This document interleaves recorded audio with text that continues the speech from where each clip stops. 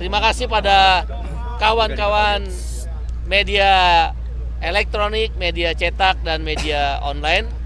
Pada hari ini KSPI dan Partai Buruh termasuk SPN, FSPMI, Parkes, Aspek Indonesia, dan serikat-serikat lainnya mengadakan aksi awal untuk mengingatkan pemerintah, wabil khusus Bapak Presiden Jokowi, melindungi industri dalam negeri.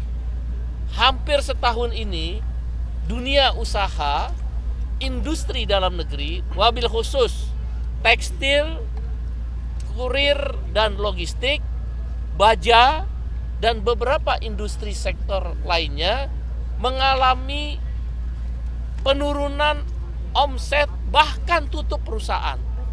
Akibatnya bagi serikat buruh adalah PHK besar-besaran. Jadi pertumbuhan ekonomi yang sekarang dibanggakan itu disebut economic growth paradox. Ekonomi tumbuh tapi PHK. Seharusnya ekonomi tumbuh menyerap lapangan kerja. Berarti hanya sektor-sektor industri tertentu saja yang menikmati semua kebijakan pemerintah. Seperti batu bara, kelapa sawit, dan komoditas lainnya. Di industri real atau kita sebut manufaktur dan jasa perdagangan justru kebalikannya. Dan karena itu dalam aksi ini kami menyerukan pada Bapak Presiden Jokowi dan para menteri terkait, terutama menteri terkait, jangan sembunyi tangan lempar batu, sembunyi tangan. Jangan bersembunyi di ketiaknya Presiden. Mereka membuat peraturan-peraturan yang merugikan dunia usaha yang ujungnya PHK. Dan peraturan-peraturan itu, maaf ya, berpotensi ada uang. Jadi dengan bikin peraturan, bisa saja pejabat-pejabat itu, bisa saja ya saya bilang, pejabat itu patut diduga dapat uang. Ingat nggak korupsinya Dirjen Perdagangan yang terkait dengan naiknya minyak goreng? Akhirnya kebongkar persoalan uang. Bikin regulasi, merugikan rakyat, merugikan buruh, merugikan dunia usaha dengan regulasi permen, dengan regulasi peraturan dirjen. Dengan demikian mereka mendapatkan uang. Oleh karena itu patut diduga ada korupsi.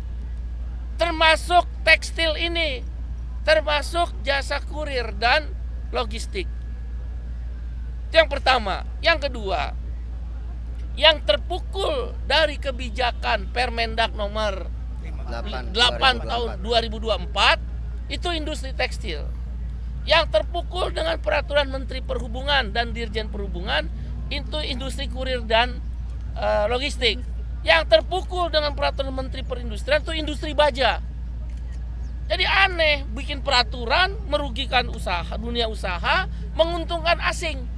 Sekali lagi menguntungkan asing, terutama Cina. Membanjir barang-barang Cina. Bayangkan impor tekstil itu membanjiri dikala industri domestik kedodoran.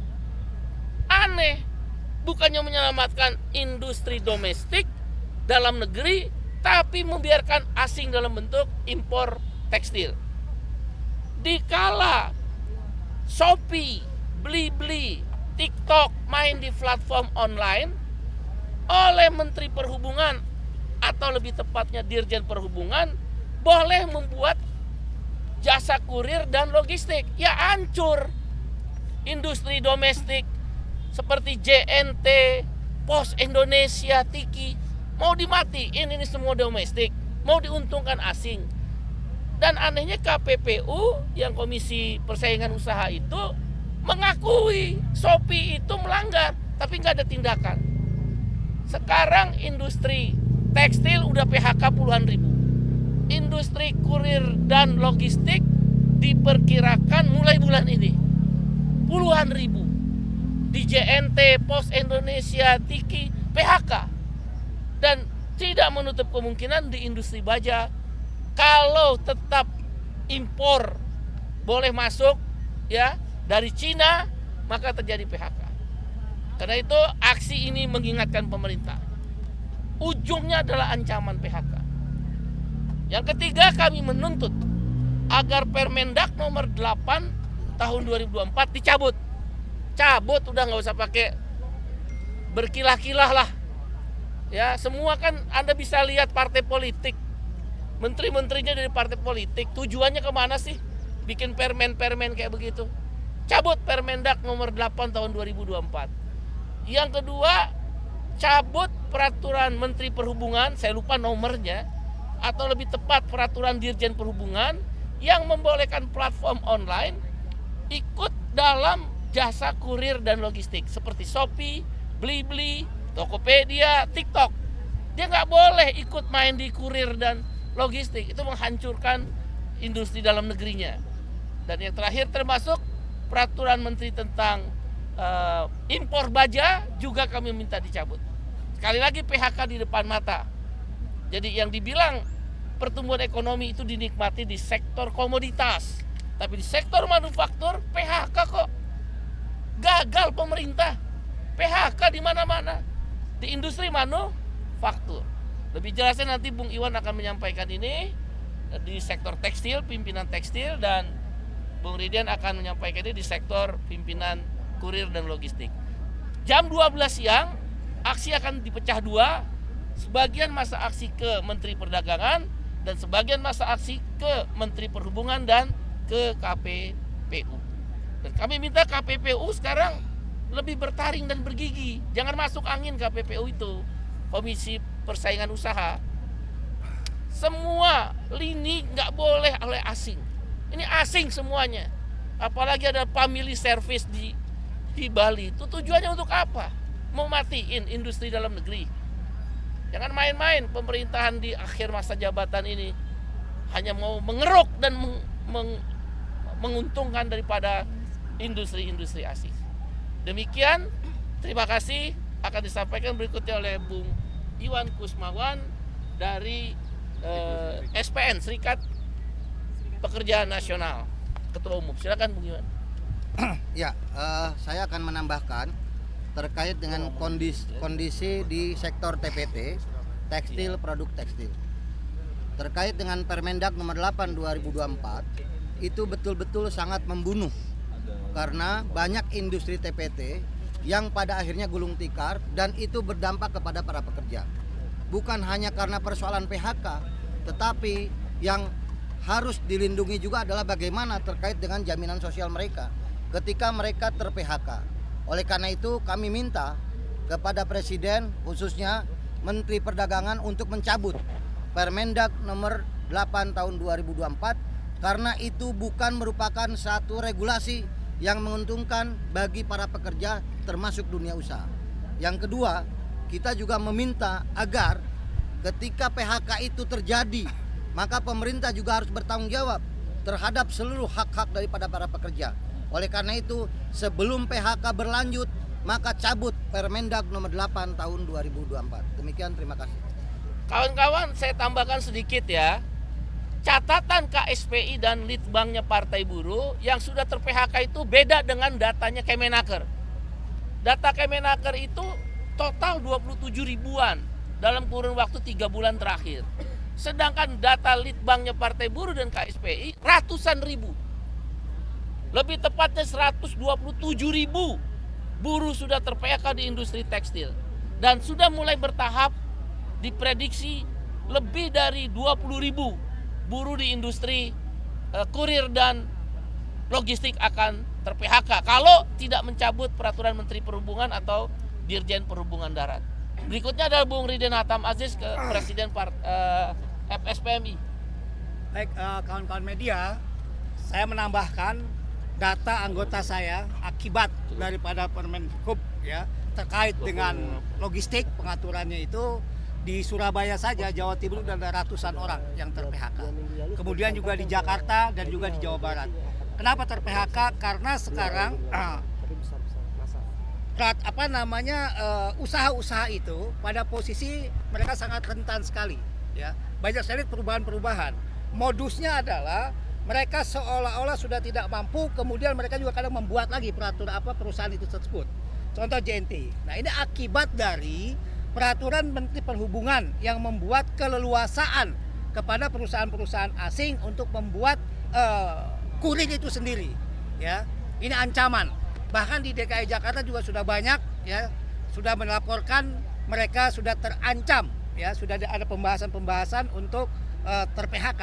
Nah, dengan demikian di dalam aksi ini tentu saya sebagai Presiden SPMI meminta dengan tegas kepada Kemenhub, ya, dalam hal ini untuk segera memperbaiki kondisi ini. Bila tidak, menjadi pertanyaan besar. Sesungguhnya pemerintah ini dalam membuat peraturan itu untuk warga negaranya atau untuk orang asing. Yang saya pahami di seluruh dunia, yang namanya pemerintah membuat peraturan itu untuk warga negaranya. Diutamakan warga negaranya karena dia dipilih oleh warga negaranya, bukan oleh warga negara asing. Apapun alasannya, apapun argumentasinya. Jadi dalam kesempatan ini saya menegaskan kepada Kemenhub untuk segera membatalkan, mencabut peraturan yang sudah mereka buat mengakibatkan kepada anggota-anggota karyawan-karyawan di bagian logistik dan kurir sudah sebagian terancam PHK dan sebagian sudah ter-PHK. Terima kasih. Bahkan di Pos Indonesia akan ada PHK besar-besaran. Ini negara apa? Milik sendiri Pos Indonesia dibiarkan mati. Tapi Shopee, Blibli, Tokopedia dan rencananya TikTok diberikan keleluasaan untuk mengembangkan platform plus. Nah, ini yang plusnya ini, plus logistik dan kurir dibolehkan. Pos akan bisa terjadi rasionalisasi puluhan ribu orang, ya, yang ada bergabung di Aspek Indonesia pimpinan Saudara Gopur. Terima kasih, kami akan lakukan aksi besar-besaran di seluruh Indonesia kalau tidak ada respon dari pemerintah. Terima kasih. Pak, tanggapannya soal rencana investasi dan Singapura seperti apa, Pak? Rencana investasi asing dari negara manapun tentu Serikat Buruh setuju. Karena itu akan menyerap lapangan kerja. Yang kita tidak setuju, terjadi persaingan usaha yang tidak fair. Tidak sehat. Di seluruh dunia biasa. Saya kan ILO governing body. Saya keliling dunia. Biasa. Investasi asing dan domestik itu muncul. Yang tidak boleh, domestik dimatikan dengan peraturan tertentu, asing diberi keleluasaan dengan peraturan tertentu. Dan di situ ada duit. Periksa itu saham dari lokalnya siapa yang masuk ke situ. Misal di Amerika, di Pittsburgh, bajanya dilindungi. Misal di Jepang, industri pertaniannya dilindungi. Nah, di Indonesia, domestik dan asing bebas. Akibatnya kompetisinya tidak fair. Karena mereka dari hulu ke hilir. Dari mulai platform seperti Shopee, dia kan yang jual barang. Sampai nganterin barang. Ya matilah JNT, Tiki, dan Pos Indonesia. Nah, demikian juga dengan tekstil. Kalau Cina masuk, Singapura masuk, bagaimana dengan industri tekstil dalam negeri? Itu yang harus dipikir oleh pemerintah. Jangan hanya mikirin asing aja. Kira-kira demikian. Saat itu kan Permendak nggak dibuat sama Kemendak aja, Pak. Ada campur tangan Kemenperin dan kementerian lainnya. Tadi ada dugaan korupsi itu udah disempitkan belum dugaannya di pihak mana atau di direktorat mana, Pak? Saya sekali lagi menegaskan ya, patut diduga. Saya bilang patut diduga. Setiap aturan yang dikeluarkan oleh kementerian atau lembaga terkait dengan adanya uang, itu korupsi. Buktinya minyak goreng. Kita udah teriak-teriak. Nah, demikian juga di kementerian-kementerian lain. Misal, kenapa Kementerian Keuangan nggak ngeluarin yang namanya bea masuk anti dumping? Itu udah 2 tahun loh. 2 tahun nggak diperpanjang. Akibatnya Mendak memanfaatkan itu. Membuat keluarlah Permendak. Ini kan kita baca secara politiknya. Karena itu periksa tuh. Dirjennya, bukan menterinya. Yang main tuh dirjen. Percaya sama saya, yang main dirjen. Kalau ada apa yang naik, yang ini turun. Kecuali yang ini naik, yang ini naik. Tapi kalau ada yang naik, ada yang turun, ada yang untung, ada yang dirugin, pasti korupsi. Dulu, Saya Pak, minta KPK untuk periksa itu. Dirjen perdagangan luar negeri maksudnya Pak. Ya waktu kasus minyak goreng. Kalau yang sekarang Dirjen Saya nggak tahu kan, makanya teman-teman media tanya mereka, biar gelagapan sedikit lah. Pak, demo hari ini kan nggak ada wapres sama presiden nih di Jakarta, tanggapannya gimana? Memang kita lebih kepada kementeriannya. Makanya nanti siang kita pecah Kementerian Perdagangan dan Kementerian Perhubungan. Dengan catatan kenapa di depan istana, supaya presiden juga tahu. Coba Anda pikir ya, tentang tekstil dan tentang apa yang terbaru yang dikumpulin lagi oleh presiden. Terus kemarin menterinya ngapain gitu loh. Baru dipanggil obat, ya obat. Obat lebih mahal 5 kali dari Malaysia. Terus kemana itu menteri? Begitu dipanggil turun. Kan kesimpulannya itu dirjen sama di kementerian periksa KPK. Masuk misal obat, bahan baku masuk. Kan ketahuan dari mana, pemasoknya siapa. Itu contoh obat. Begitu pula dengan tekstil. Periksa, kalau menurut saya bisa mempertanggungjawabkan ini omongan saya, walaupun tidak ada data awal. Tapi waktu perdagangan saya ngomong kena dirjennya. Bung, mau ke pecah masak, ke Mendak sama ke satu lagi ke Mendak. Itu sampai kapan bertahan dan tujuannya apa? Apakah audiensi atau sampai dicabut peraturan tersebut? Audiensi. Karena kita kasih waktu dulu untuk mencabut. Kan nggak bisa hari ini datang, hari ini dicabut. Berapa tanggal waktunya, Bung? 1 kali 7 hari. Kalau sampai tetap Permendak nggak dicabut, kita lumpuhkan Indonesia. Benar, kita lumpuhkan Indonesia. Buru-buru tekstil kita suruh stop produksi. Karena mereka terancam PHK. Buru-buru kurir dan logistik kita suruh berhenti, nggak usah ngirim barang. Pos Indonesia kita minta ikut pemogokan. 1 kali 7 hari, peraturan Menteri Perdagangan nomor 8 tahun 2024 dan peraturan Menteri Perhubungan atau Dirjen Perhubungan Darat tentang asing boleh ikut, platform asing boleh ikut kurir dan logistik harus dicabut. Baik, Demikian. terkait terakhir yang logistik dikelola oleh e-commerce, menurut Bapak apakah memang itu praktik monopoli yang memang harus ditolak atau bagaimana, Pak? Shopee sudah mengakui, nanti saya kirim beritanya. Shopee sudah mengakui bahwa dia melakukan praktik dari hulu ke hilir di depan KPPU. Jadi itu fakta bahwa Shopee mengakui dia dari mulai dia menyediakan barang, kemudian dia mengirim barang dan sampai ke kurir.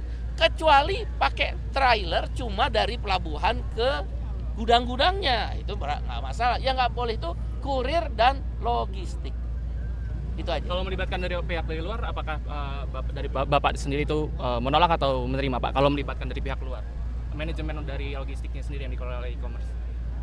Boleh, tapi antara platform dan subunit usaha kurir dan logistiknya terpisah. Karena kalau dia nyambung, ya kena persaingan usaha yang tidak sehat. Demikian. Harapannya dari Partai Buruh sendiri terkait sanksi yang dikenakan KPPU, denda atau pencabutan izin atau kayak gimana, Bang? Cabut izin usaha kurir dan logistik terhadap perusahaan-perusahaan platform asing. Misal, maaf saya sebut nama karena itu udah diakui, Shopee, Blibli, Tokopedia, dan kemungkinan besar TikTok. Siapa yang bisa lawan TikTok? Abis deh kita punya JNT, Tiki, JNE. Itu kan legendaris benar. Nah, kalau mereka uangnya kan balik ke negaranya. Kalau JNT dan JNE, dia kan Pos Indonesia uangnya balik ke Indonesia. Masa uang ditarik semua ke negara asing? Lemah rupiah terhadap dolar nanti. Demikian, terima kasih ya kawan-kawan, terima kasih.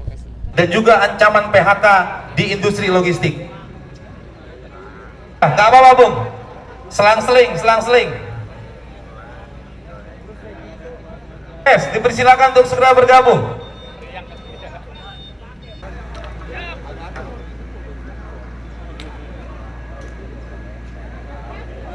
Ya, untuk bendera perjuangan kita dibagikan ke seluruh rekan-rekan peserta aksi hari ini.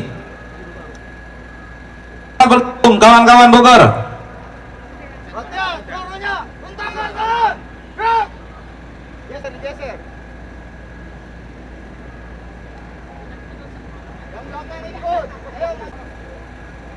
Oi, SPN, gabung belakang.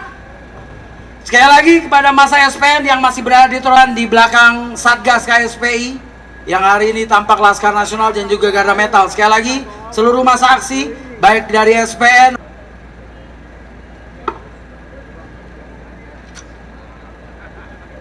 Ya, kawan-kawan bergabung di beberapa saat lagi kita akan memulai agenda perjuangan kita pada hari ini.